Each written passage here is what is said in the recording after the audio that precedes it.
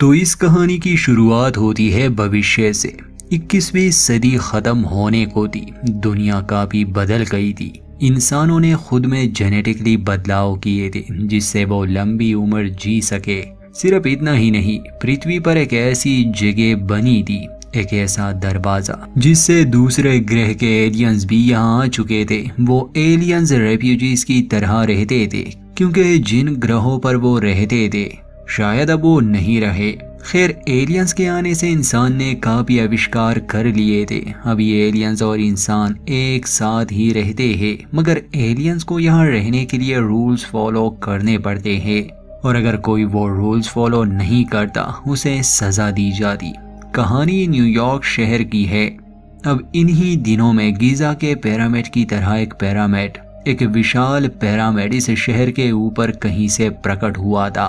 मगर चूंकि इंसान पहले से ही एलियंस की टेक्नोलॉजी से रूबरू हो चुके थे, इसलिए वो इसे ज्यादा सीरियस नहीं लेते, बल्कि काफी दिनों तक वो उसके करीब जाने की कोशिश भी नहीं करते।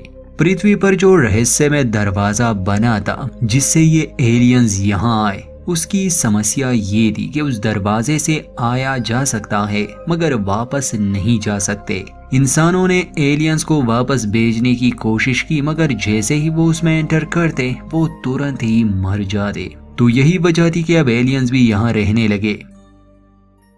तो शुरुआत होती है और हमें कुछ अल्टर्ड ह्यूमंस के साथ साथ एलियंस भी दिखाए जाते हैं जिन्हें एक शिप में ले जाया जा रहा था। इन्हीं में एक लड़की थी जिसका नाम जिल था। वो पूरी तरह से इंसान नहीं थी, उसे भी ले जाया जा रहा था, मगर वो वहां के गार्ड्स पर हमला करती है, इसलिए उसके सर और मुंह पर एक चीज लगा दी जाती है ताकि वो किसी को नुकसान ना पहुंचा सके। उसी शिप में इन्हें पृथ्वी पर लाया जाता है। अब यहाँ से सीन शिफ्ट होता है उस पिरामिड पर जो असल में मिस्र के उन देवताओं का था। उसी पिरामिड के अंदर हॉरस देवता था जिसे स्वर्ग का देवता माना जाता, और इस कहानी के हिसाब से उसने पृथ्वी पर इंसान को भी बनाया है।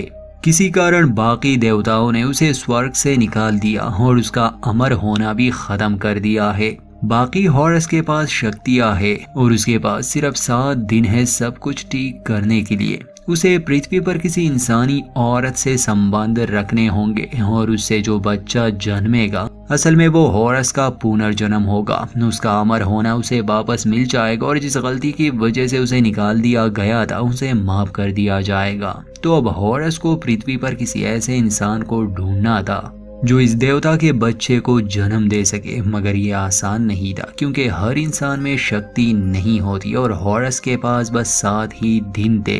अगर उसने ये नहीं किया तो उसका वजूद मिट जाएगा। वो गोल्डन ताबूत से बाहर आता है, किसी ऐसे इंसान को ढूंढने की बात करता है और फिर वो उस पिरामिड से भी बाहर निकल आता है। अब ये हॉरस देवता दीवारों के आर पार जा सकता था। उस समय इंसानों के 2 हेलीकॉप्टर्स आते हैं जो इस तरह के चीज को देखकर हैरान थे, मगर हॉरस अपनी शक्ति से उन हेलीकॉप्टर्स को तबाह कर देता है और कहता है कि मेरे इंसानी बच्चों, मैं वापस आ गया। इसी के साथ वो उस पिरामिड से छलांग लगा देता है और एक बाज में बदल जाता है। अगले सीन में हम देखते हैं कि लैब के अंदर एल्मा टर्नर नामी साइंटिस्ट जिल की असाधारण शक्तियों की वजह से उसमें दिलचस्पी लेने लगी, क्योंकि उस शिप में जिल ने बिना छुए एक गार्ड को धक्का दिया था। एल्मा का साथी जिसका नाम जैक था वो उसे जिल को ले जाने की अनुमति देता है, मगर बदले में उसे उन सभी टेस्ट की डिटेल्स चाहिए थी जो जिल पर किए जाए, और इसके बदले एल्मा जिल को यहाँ आज़ादी से रहने भी देगी। वो कहीं भी आ जा सकती है, उसे कैद में नहीं रखा जाएगा। जिल को अपनी पिछली जिंदगी के बारे में कुछ याद नहीं था। उसके इंटरनल ऑर्गन्स बहुत स्ट्रांग थे और एल्मा का कहना था कि उसका शरीर नया है, मानो उसे बस कुछ महीने पहले ही बनाया गया हो, मगर जिल को कुछ याद नहीं था। खैर, हम देखते हैं ये भविष्य है, तोड़ने वाली गाड़ियां है और एक स्क्रीन पर न्यूज में ये दिखाया जाता है कि हाल ही में चुनाव हो रहे हैं और एक महिला यहाँ के सेनेटर पर यह आरोप लगा रही है कि यहाँ शहर के एक इलाके में गैर कानूनी म्यूटेंट्स को रखा गया है। सीन यहाँ के सेनेटर और उसके लोगों पर शिफ्ट होता है जो इस बात से परेशान होते हैं क्योंकि उन्हें चुनाव जीतना था, लोगों का भरोसा जीतना था एक और समस्या भी उनके सामने थी, क्योंकि शहर में हत्याएं हो रही थी और अभी तक 4 लोग मारे जा चुके थे, मगर कातिल नहीं पकड़ा गया था। लोग डर में जी रहे थे। ये केस सॉल्व करने के लिए एक इंस्पेक्टर जिसका नाम प्रोएब था उसे लगा दिया जाता है, मगर सेनेटर की साथी का कहना था कि प्रोएब एक पागल सनकी है। खैर, एक क्राइम सीन पर हम उसी प्रोएब नामे पुलिस वाले को देखते हैं जिसका कहना था कि ये काम किसी सीरियल किलर का है। जिस इंसान पर हमला हुआ था उसका शरीर तो बुरी तरह से फट गया था। खैर, वहां के एक गवाह को पुलिस स्टेशन ले जाया जा रहा था, मगर रास्ते में ही कार एक्सीडेंट होता है और उस गाड़ी में जो पुलिस वाला था वो मर जाता है। जिस विटनेस को वो ले जा रहा था वो जिंदा था। वो बाहर आता है मगर अजीब सा बर्ताव कर रहा था और देखते ही देखते उसका भी शरीर फट जाता है, उसकी भी मौत हो जाती है। अगले दिन दिखाया जाता है कि जिल एल्मा से मिलती है और वो जिल से उसकी याददाश्त के बारे में कुछ सवाल पूछती है, मगर जिल का जवाब होता है कि उसे कुछ भी याद नहीं है। एल्मा का यही कहना था कि उसका शरीर 3 महीने पहले ही बनाया गया है। खैर, वो जिल के ऊपर कुछ मेडिकल टेस्ट करने वाली थी। इसके बदले वो जिल को एक होटल का कार्ड देती है जिसमें वो कानूनी तौर पर रह सकती है। लैब से निकलने के बाद जिल से एक आदमी मिलने आता है जिसका नाम जॉन है। उसका चेहरा अंत तक हमें नहीं दिखाया जाता, मगर कहानी के हिसाब से वो जिल का सबसे करीबी है। उसे देखकर जिल खुश हो जाती है। जॉन कहता है कि मेरा शरीर पृथ्वी को नहीं अपना रहा, मैं धीरे धीरे मिट रहा हूँ, मगर तुम यहाँ आसानी से रह सकती हो, इसलिए मैं यहाँ से जल्द जाने वाला हूँ। साथ ही वो जिल को खास तरह की नीली गोलियां देता है। इसके बाद दिखाया जाता है कि इस शहर के ऊपर हेवन नेशन पोर्ट नामी एक जेल है जहां कैदियों को गहरी नींद में रखा जाता है ताकि वो अपनी सजा काट सके। अचानक वहां एक हादसा होता है और 3 स्लीपिंग पॉड्स गिर जाते हैं। जब पुलिस वहां छानबीन करने आती है तो 2 पॉड्स के कैदी थे, मगर तीसरे पॉड का कैदी गायब था, सिर्फ उसकी कटी टांग ही थी। अब थोड़ी देर बाद ही हॉरेस एक बास के रूप में ब्रिज पर आता है और वहां काम करने वाले लोगों को देखता है। इंस्पेक्टर प्रोएब जब जांच करता है तो उन्हें पता चलता है कि एक खतरनाक मुजरिम की लाश उन्हें नहीं मिली। हॉरेस देवता पुल के नीचे चला जाता है और उसी तीसरे कैदी जिसका नाम नेकोपोल था उसे अपना चेहरा दिखाता है। सिर्फ वही इंसान था जो उस पोर्ट से जिंदा निकल आया था। हॉरेस उसके करीब आता है तो उस समय निकोपोल अपने साथ कुछ बड़बड़ा रहा था। खैर, हॉरेस एक बास का रूप ले लेता है और बेहोश निकोपोल को पुराने ट्रेन स्टेशन में ले आता है। निकोपोल होश में आता है तो अपने सामने हॉरेस को देखता है। हॉरेस देवता उसे कहता है कि तुम शक्तिशाली हो, मुझे इंसानी दुनिया में रहने के लिए एक इंसानी शरीर चाहिए। अभी तक मैंने बहुत से इंसानों पर ये कोशिश की, मगर वो मुझे झेल नहीं पाते और मर जाते हैं, मगर तुम आसानी से मुझे झेल पाते हो, इसलिए मैं तुम्हारे शरीर में रहूंगा जब तक मेरा काम पृथ्वी पर पूरा ना हो जाए। निक ये सब सुनता है तो उसे अजीब लगता है। जब उसे पता चलता है कि उसकी एक टांग कट चुकी है तो वो घबरा जाता है, मगर हॉरेस उससे एक सौदा करता है। वो लोहे से उसके लिए एक टांग बना देता है, मगर निकोपोल उसके साथ चल नहीं पा रहा था क्योंकि वो बहुत भारी था। मगर जब हॉरेस उसके शरीर में होता तो उसके लिए उस भारी भरकम पैर को उठाना आसान होता। अब मजबूरन निकोपोल को हॉरेस देवता की डील माननी पड़ी। तो अभी तक जो मौतें हुई थी जिसमें लोगों का शरीर फट गया होता, असल में वो हॉरेस देवता की वजह से, क्योंकि वो किसी ऐसे इंसान की तलाश में था जो उसकी शक्तियों को झेल सके, और अब उसे वो इंसान मिल गया, मतलब कि निकोपोल। अब उसे एक औरत ढूंढनी है जिससे वो इंटीमेट हो सके, फिर हॉरेस का पुनर्जन्म होगा और वो वापस से अमर हो जाएगा। मगर निकोपोल जो था उसकी 1 साल की सजा भी बाकी थी, तो उसे चुपके से इस शहर में रहना होगा। मगर उस दिन कुछ हथियारबंद लोग निकोपोल पर हमला करते हैं और उसे मारने की कोशिश करते हैं, मगर निकोपोल के शरीर को चूंकि खुद हॉरेस देवता ने पॉजेस किया था, इसलिए वो लोग उसे नहीं मार पाते। निकोपोल एक ऊंची इमारत से छलांग लगा देता है। शुरू में उसे लगा शायद वो मर जाएगा, मगर जल्द ही उसके पर निकल आते हैं और हॉरेस उसे उड़ा कर ले जाता है।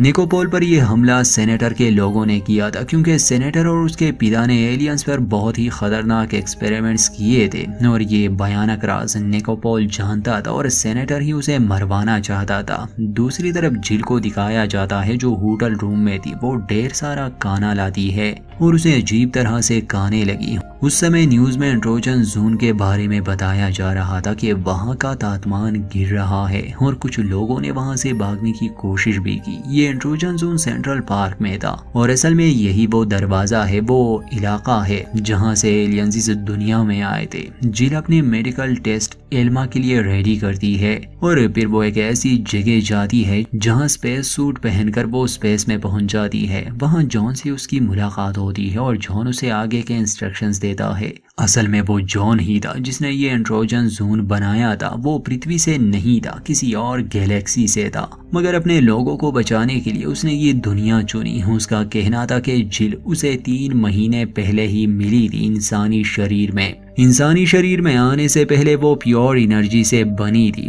इसलिए खुद जॉन भी नहीं जानता वो कौन है, मगर उसे पता था कि वो बहुत खास है। हॉरस देवता निकोपोल को औरत के बारे में बताता है। अब दोनों एक बार में जाते हैं जहां जिल भी थी, निकोपोल भी। अब निक को भी जिल काफी पसंद आती है और हॉरस का कहना था कि यही वो औरत है जो दोबारा से हॉरस को जन्म देगी। निकोपोल उससे बातें शुरू करता है। अब शुरू में वो उस पर ज्यादा ध्यान नहीं देती, मगर अब चूंकि जिल को इस दुनिया का ही हिस्सा बनना था तो वो निकोपोल से थोड़ी प्रिय हो जाती है और दोनों उसी होटल रूम में जाते हैं। चूंकि हॉरस ने निकोपोल को पॉजेस किया हुआ था तो रात को वो जिल से ज्यादती करने की कोशिश करता है। निक का शरीर अपने काबू में नहीं था। अब जिल मना करती है, उसे रोकने की कोशिश करती है तो हॉरस उस पर अपना जादू चलाता है। रात गुजर जाती है, सुबह होती है तो जिल अपने बेड पर थी। इतने में होटल का मैनेजर आता है और जिल के कमरे की तलाशी लेता है। अजीब ये था कि कमरे में कोई बाथरूम नहीं था, बल्कि जहां बाथरूम होना चाहिए था वहां पर पिरामिड की एक पेंटिंग थी। खैर, कमरे की तलाशी लेने के बाद जब वो लोग चले जाते हैं तो उस पेंटिंग वाली जगह पर वॉशरूम का दरवाजा बन जाता है। असल में ये हॉरस का ही जादू था ताकि वो पकड़े ना जाए। जब जिल वॉशरूम में आती है तो निकोपोल को देखती है और कल रात जो हुआ वो इस बात के लिए बहुत गुस्सा थी। वो उसे मारने की धमकी देती है, मगर निकोपोल समझाता है कि देखो जो हुआ मेरा उसमें कोई दोष नहीं, मेरा शरीर किसी और के वश में है। और इसी के साथ वो अपनी सांस रोक लेता है। जिल घबरा जाती है और उसे वहीं छोड़कर निकल जाती है। उसके जाते ही निकोपोल सांस लेता है। उसकी और हॉरस की बात होती है। निक उससे नाराज था कि उसने जिल के साथ जबरदस्ती की, मगर हॉरस के पास समय कम था। अब कल रात जब जिल और निकोपोल उस बार में थे तो एक जासूस इन पर नजर रख रहा था। उसकी एक आंख नकली थी जिससे वो रिकॉर्डिंग करता था। तो जब वो कार में बैठता है उस पर एक एलियन क्रिएचर हमला कर देता है और उसकी वो आंख निकाल देता है। असल में ये एलियन क्रिएचर खत्म हो चुके थे, बाकी दुनिया को यही बताया गया था, मगर असल में सेनेटर ने अपने फायदे के लिए ऐसे म्यूटेटेड खतरनाक एलियंस को अभी तक जिंदा रखा था। एल्मा के पास जिल का जो लिक्विड सैंपल था उसे वो उस एलियन क्रिएचर को पिला देते हैं, जिसकी मदद से वो उसे ट्रैक कर पाएगा और आखिर में खत्म कर देगा। वहां निकोपोल हॉरस को इनकार करता है कि मैं तुम्हें अपने शरीर में रहने की इजाजत और नहीं दे सकता, तो हॉरस उसे डरा देता है। अगर हॉरस नहीं रहा तो निकोपोल कभी भी लोहे की उस टांग के साथ चल नहीं पाएगा और हॉरस तो वैसे भी एक देवता है। निकोपोल एक इंसान, तो हॉरस उसे चुटकियों में ही खत्म कर सकता है। खैर, देवता के सामने खुद को कमजोर समझकर वो और कुछ नहीं कहता। दूसरी तरफ जिल दिखाई जाती है जो एक लाइब्रेरी में जाती है और वहाँ इंसानों के बारे में काफी कुछ जान लेती है। असल में जिल इससे पहले इंसान नहीं थी, बल्कि प्योर एनर्जी से बनी कोई बीइंग थी, मगर अब वो इंसानी रूप में है। जब वो इंसानों के बारे में जान लेती है तो उसे काफी कुछ महसूस होता है और अब वो वापस आ रही थी तो कोई उसे किडनैप करके ले जाता है। उसके मुंह पर वही चीज लगा देता है। फिर वो अपने सामने उसी एलियन मॉन्स्टर को देखती है, मगर इससे पहले कि वो जिल को मार पाता सही समय पर हॉरस पहुंच जाता है और उन सभी को मार देता है। वो जिल को बचा लेता है, उसे उड़ाकर उसी होटल रूम के कमरे में ले आता है। निकोपॉल को सारी बात बता देता है। जिल को वो सब याद था, मगर वो जान गई कि निकोपॉल वाकई किसी और के कंट्रोल में है, तो दोनों एक दूसरे के करीब आते हैं। अगली सुबह जब जिल जॉन से मिलती है तो वो उसे कहता है कि अब मेरा वजूद खत्म होने वाला है। एक आखिरी बार तुम मुझसे इंट्रूजन जोन में मिलना और फिर मैं हमेशा के लिए चला जाऊंगा। सेनेटर एक और म्यूटेटेड मॉन्स्टर को जिल को मारने का काम देता है। जब जिल और निकोपॉल अपार्टमेंट में थे वो मॉन्स्टर हमला करता है, मगर जॉन फ्लाइंग कार लेके दोनों को वहां से ले जाता है। भागते समय ही उस मॉन्स्टर का हाथ उखड़ जाता है। जब ये तीनों इंट्रूजन जोन में आते हैं तो जॉन उसे गोली देता है कि इसे खाने से तुम्हारी यादाश्त मिट जाएगी और तुम पूरी तरह से इंसान बन जाओगी। जैसे ही जिल वो गोली खाती है जॉन भी खत्म हो जाता है, मगर वो मॉन्स्टर इन्हें मारने पहुंच गया। अब निकोपॉल हॉरस से मदद मांगता है और जैसे ही हॉरस प्रकट होता है वो उस चीज को खत्म कर देता है। अंत में वो वहां से जाने वाला था। वो निकोपॉल को ऐसी शक्ति देता है जिससे वो हॉरस के मदद के बिना भी उस लोहे की टांग का वजन झेल सके और जिल को कहता है कि तुम्हारे पास मेरी अमानत है, उसे सुरक्षित रखना। वहाँ शहर में सेनेटर और उसके लोग उस पिरामिड के करीब जाते हैं ताकि जान सके इनके आने का मकसद, मगर जैसे ही सेनेटर उस पिरामिड को हाथ लगाता है उसी में गायब हो जाता है और अंत में उसकी लाश गिरती है।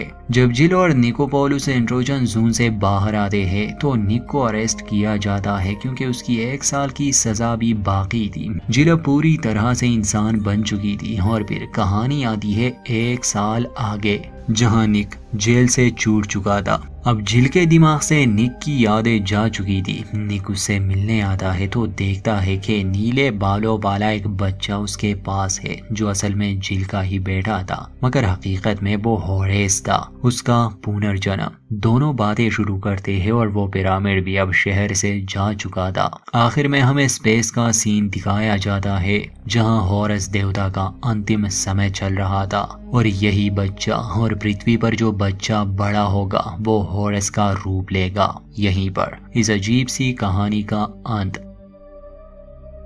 तो दोस्तों असल में ये कॉमिक पर बेस्ड मूवी थी। ये फुल फैंटेसी है तो इसमें अजीब अजीब से एलिमेंट्स का यूज किया गया है। देखने में ये नॉनसेंस लगती है। अगर आपको पसंद ना आए तो कोई बात नहीं, इस मूवी ने बहुत बड़ा लॉस किया था। और बाकी अगर आप अपनी दुनिया से फैंटेसी दुनिया में जाना चाहते हैं तो फिर ये देखने के लिए अच्छी मूवी है। उम्मीद करते हैं आपको हमारी एक्सप्लेनेशन पसंद आई होगी। तो वीडियो लाइक कर दे और चैनल को सब्सक्राइब नहीं किया तो प्लीज कर दे।